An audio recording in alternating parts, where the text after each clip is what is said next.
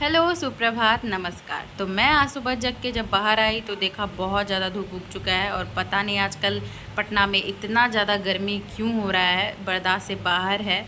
और आज मेरे लेट जगने का नुकसान ये हुआ कि मुझे खाते खाते ही हॉस्पिटल के लिए निकलना पड़ा।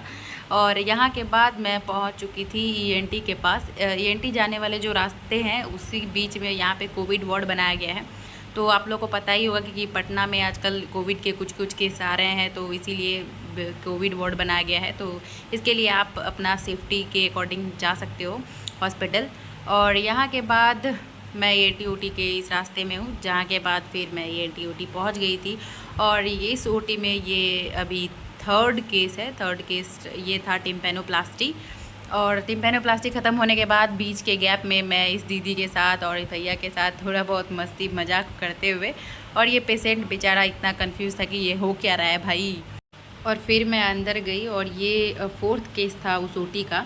तो ये केस था साइनोनेज़ल मास का, और ये केस ख़त्म होने के बाद इस पेशेंट को एसआईसीयू लेके जाना था। तो हम लोग बेन सर्किट के हेल्प से हम लोग पूरे टीम जो होती है वो एसआईसीयू पेशेंट को लेकर के जाती है, क्योंकि बीच रास्ते में कुछ भी होने का चांसेस होता है। तो इसीलिए सेफली हम लोगों को एसआईसीयू इसको शिफ्ट करवाना था।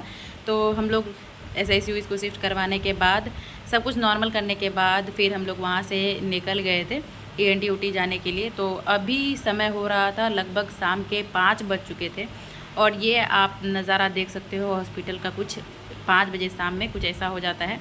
जो पेशेंट के अटेंडेंट होते हैं, जिनका ओटी होता है या कहीं पे कुछ काम होता है, तो उन सब चीज़ों के लिए वेट करना पड़ता है। और पेशेंट के अटेंडेंट लोग जाएंगे कहाँ, तो यहाँ पे हॉस्पिटल में वेट करते हैं। वहाँ के बाद हम लोग निकल पड़े थे ईएनटी ओटी के लिए। और आज पूरे दिन काम करने के बाद मैं बहुत ज़्यादा एग्जॉस्ट हो गई थी, क्योंकि आज पूरे दिन से खाया भी नहीं था कुछ, और बहुत ज़्यादा परेशान हो गई थी, पैर बहुत ज़्यादा दर्द होने लगा था। तो ईएनटी ओटी पहुँचने के बाद ड्रेस चेंज किया और सबसे पहले गई मोगनीज़, खाया पेटीज़।